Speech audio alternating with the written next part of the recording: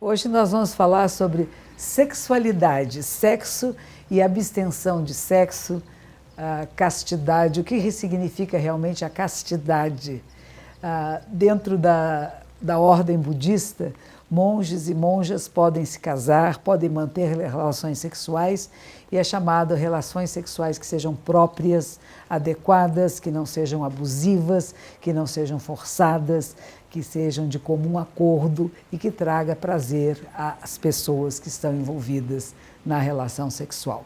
Houve uma época, na época de Shakyamuni Buda, ele exigia que seus monges e monjas fizessem o voto da castidade, da abstenção sexual. Isso foi por muitos anos.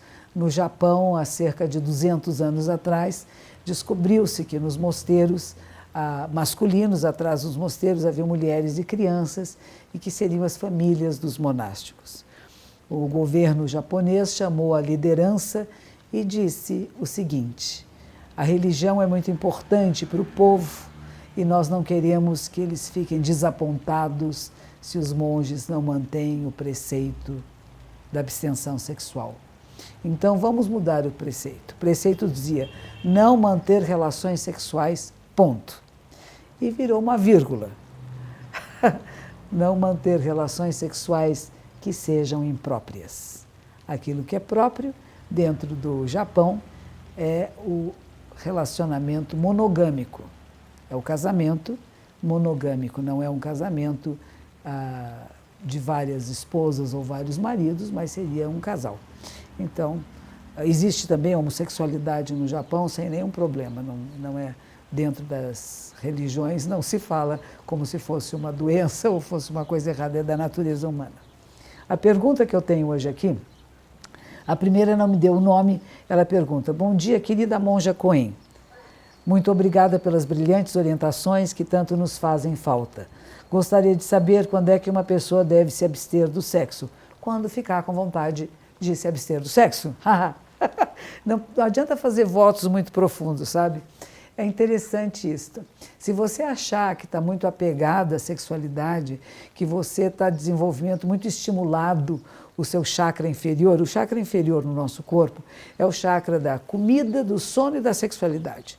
Se você só está pensando em sexo o tempo todo, dá uma paradinha. Dá uma paradinha porque está desregulado o sistema. É só regular. Não tem nada errado. Não precisa dizer: não vou fazer sexo nunca mais.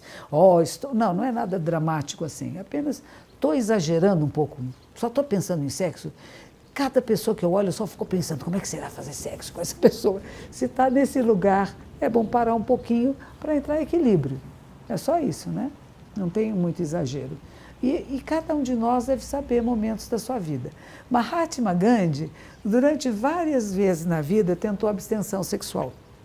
Agora, ele nunca perguntou para a mulher dele se ela concordava. Então, isso não está certo. Se você é casada, se você é casado, tem que ser um acordo com os dois. Vamos fazer um intervalo da sexualidade? Quando nasce uma criança, por exemplo, o casal não pode ter relação por mais de 40 dias. E ninguém fica sofrendo nem morrendo por causa disso, né? É uma abstenção natural que é exigida por questões de saúde. Então, ninguém morre, né? Então, é natural, nós não precisamos fazer sexo todos os dias, o tempo todo, né? Nós podemos dar boas paradas na vida com muita saúde. A idade também diminui um pouco, né, a questão da sexualidade. A Nereide já pergunta sobre castidade, que ela estava buscando manter a castidade. Uma pessoa casta não significa exatamente uma pessoa que não mantém relações sexuais. A castidade é um estado interior.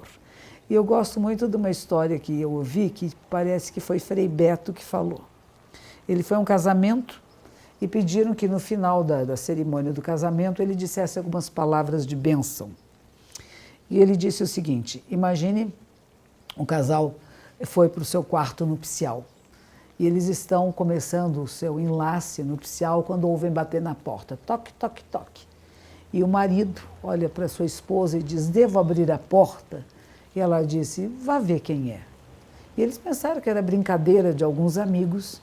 Ele abre a porta e ela, do leito, pergunta a ele: quem está aí?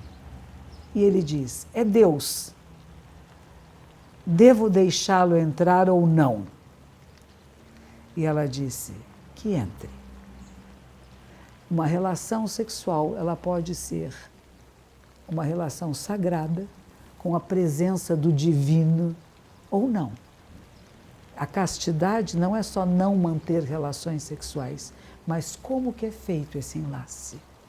Ele é feito com amorosidade, com respeito, com a sacralidade da vida? Ou você procura outra coisa? Então a castidade, ela diz a Nereide, estava buscando, mas comecei a namorar, estou noiva. E então não vou cumprir a castidade, vou perder energia. Olha, antigamente falava, né, que jogador de futebol não podia manter relação sexual, senão não jogava bem.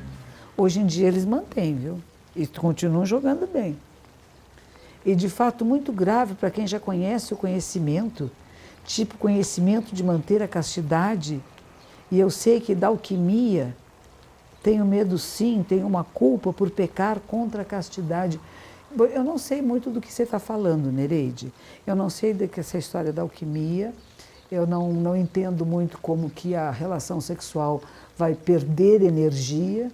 Pelo contrário, você pode, como eu falei, como o Frei Beto fala, você pode criar um campo de energia belíssimo.